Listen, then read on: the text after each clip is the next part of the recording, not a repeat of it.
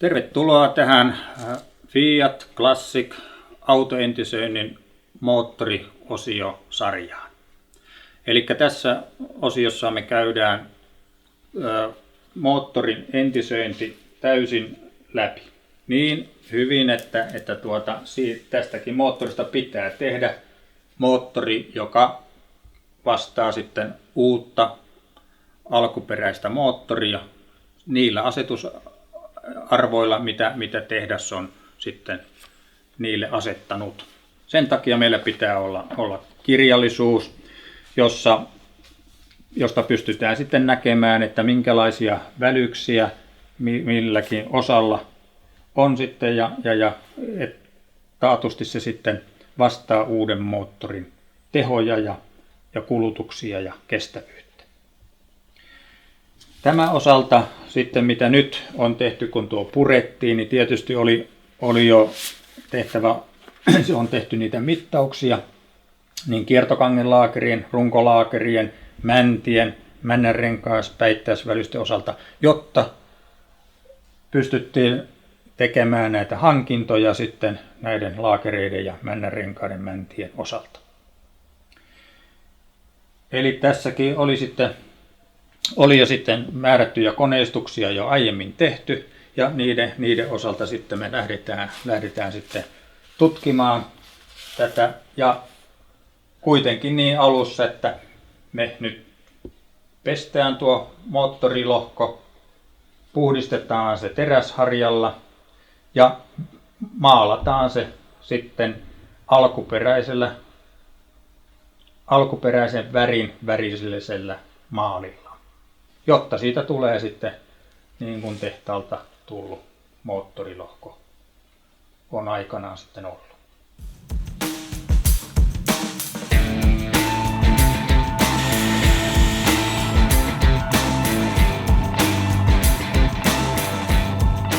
No niin, nyt on varmaan hyvä ensin hioa tämä tasopinnat puhtaaksi ja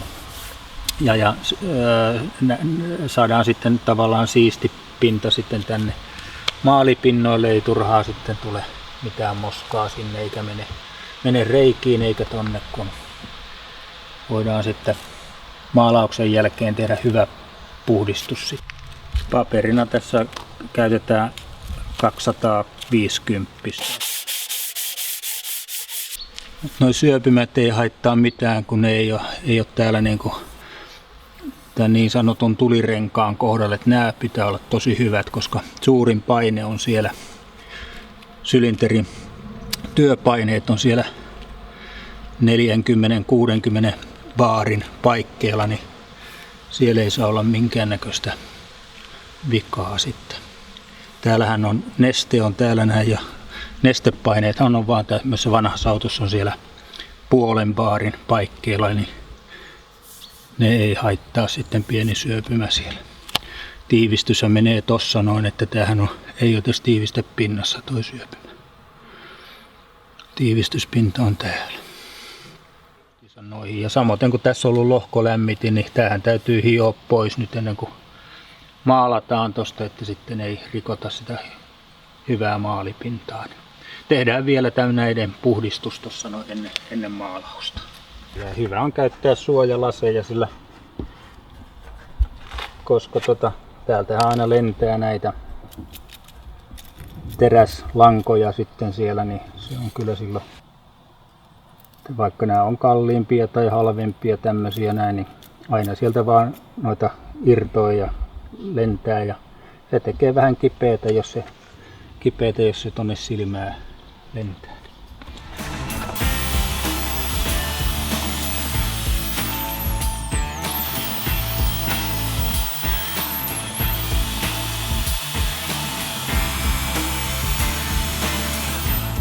No nyt kun on toi putsattu sitten tuolla teräsharjoilla, niin sehän on tietysti sitä ruostepölyä vielä täys. Ja nyt kun tehdään sitten tuo tinneri putsaus sitten sillä, niin sitten nähdään, että onko siellä kuinka paljon vielä sitä ruostetta jäljellä.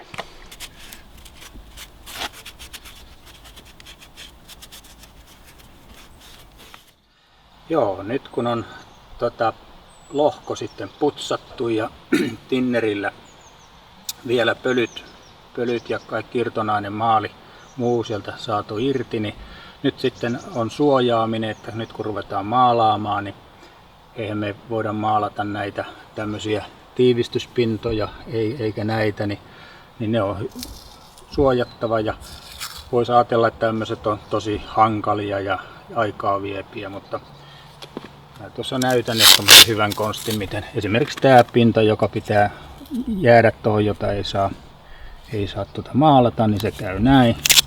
Tommonen noin ja tohon tommonen noin ja noin tosta kiinni ja tuolta reunoista tosi hyvin sitten laitetaan noin ja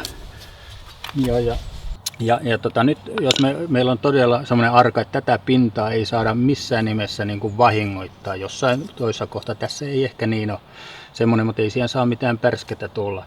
Niin tämmöinen voi olla ihan mikä tahansa kumivasarakin tai muovivasara, millä sitten naputellaan, niin tämmöinen ei vaurioida sitten reunaa ja tällä kun vedellään, niin huomataan, että aika nopeasti sitten tuli tommonen siisti pinta siihen.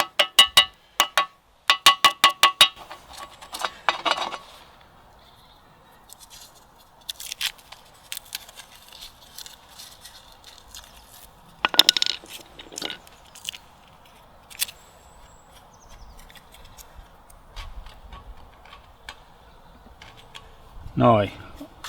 Tosi kätevästi tommonen kävi, ja jos tuommoista aikaa ei löydy tässä suojaukseen, niin sitten kyllä täytyy miettiä 2 kertaa, että kannattaa ruveta maalaamaankaan. Moottorin kiinnityspultit ei ole syytä laittaa eikä ole jättää maalikerrosta sinne. Maalikerros kuitenkin tavallaan pehmenee ja murenee sieltä pois ja löysyttää sitten ne pultit, että ehdottomasti pitää maalaamattomaksi jättää nämäkin. No niin, sitten on tämmöinen kohta, että tämähän ei olekaan niin helppo sitten naputella tohon noin, niin tähänkin on sitten toisenlainen keino. Eli tietysti tohon laitetaan toi, mikä me opittiin, toi on helppo laittaa toi tohon noin, mutta sitten tommonen kaari, sisäkaari tonne, miten me toi sitten tehdään, niin tähän käy yhtä helposti. Tietysti tuosta halutaanko toi yläosa myöskin, otetaan, että toi maalataan tuolta, mutta ei yhtään tähän alaosaan, niin tehdäänpä semmonen. Ja käytetään siinä vähän työkaluja tonne noin. Ja painetaan se paikalleen hyvin. Ja sitten otetaan puukolla vaan vetästään tuolta tommonen noin ja sitten naputellaan tää ulkoreunat sitten. Tästä noin, tosta pois. Hups, tosta. Tämmönen rippy tuonne. Noin. Elikkä toi haluttiin, että toi pysty maalataan. Et turha sitä on ruostuttaa, koska virranjakaja tulee tuohon päälle sitten. Se tuli noin kätevästi. Meillä näitä haasteita on esimerkiksi tämmöinen, mihin tulee öljynsuodate, niin tämä pitäisi pysyä hyvin, että tänne ei saa missään nimessä maalia tulla. Jos tänne menee maalia, niin se pikkuhiljaa tietysti kun lämpötilavaihtelut on, niin se maali irtoaa ja menee sitten öljykanaviin ja tukkii sitten nokkaakseleiden kanavasyötet tonne yläosaan ja tämmöiset kaikki, niin ne täytyy varoa silloin. Eli toikin pitää meidän suojata, mutta siinä onkin vähän haastetta enempi. Eli miten toi kannattaa, niin otetaan toi tötterö tosta ensin, eli toi suojataan tohon noin. Eli tonne ei saa mennä maalia yhtään. No sit pitäisi meidän jotenkin saada toi osuus tohon noin, niin se on vaan näin lähdettävä sitten tosta noin. Sitten laitettava tonne ja sitten alapuoli tuolta noin tonne noin ja sitten vaan koitettava saada sitten toi reikä tosta umpeen. Laittaus noin päin, kun ei näköjään ylläkään tohon noin.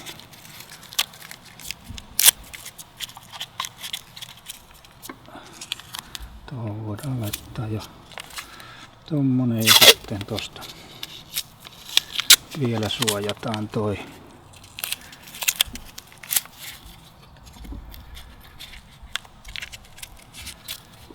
Noin.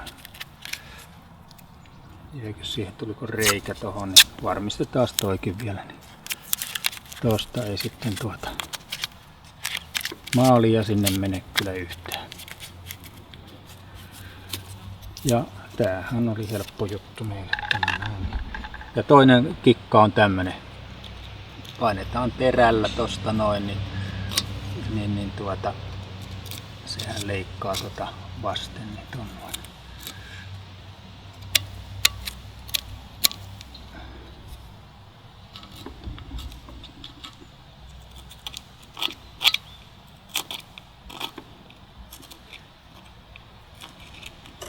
No niin, siinä tuli siististi ja tosi nopeasti tuli suojaus sitten tuolle öljynsuodattimen reijälle.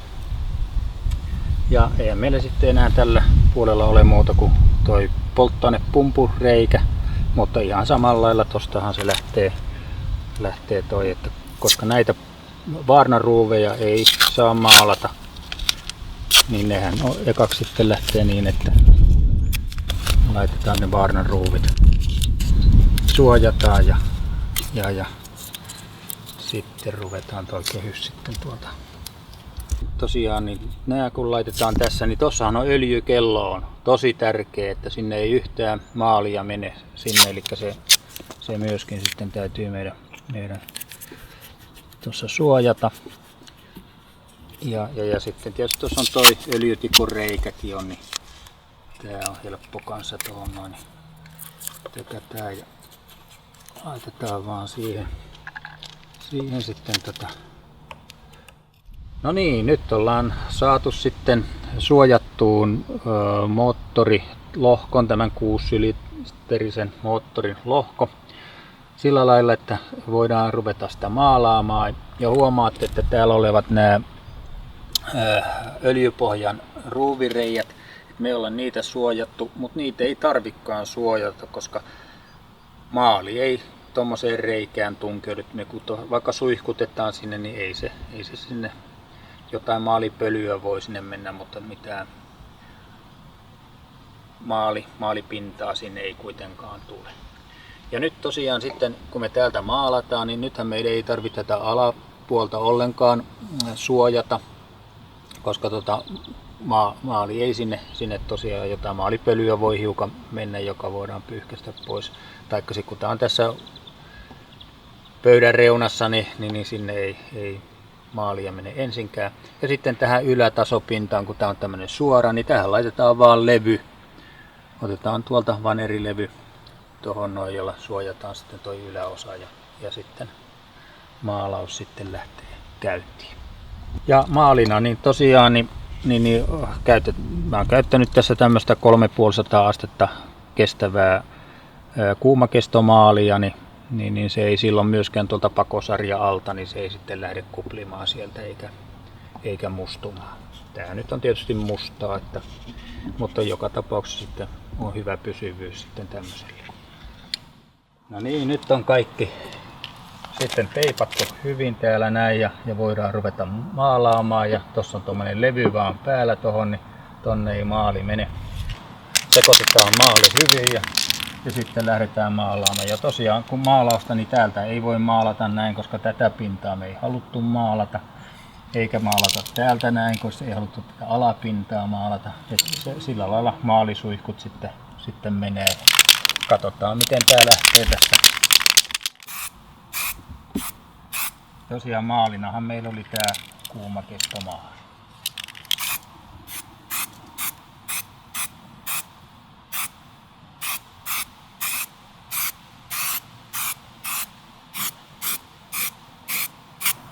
eka kerros vedetään tosiaan tällainen ohuelti, kuitenkin niin, että selkeä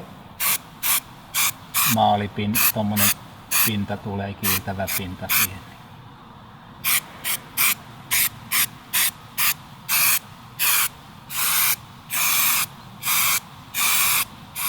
No niin, tässä on nyt sitten ensimmäinen kerros on vedetty semmonen ja nyt annetaan kuivahtaa se.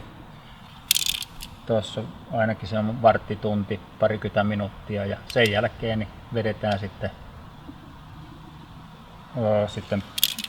kunnollinen pintamaali sitten vielä niin, että siihen tulee hyvä tasainen pinta.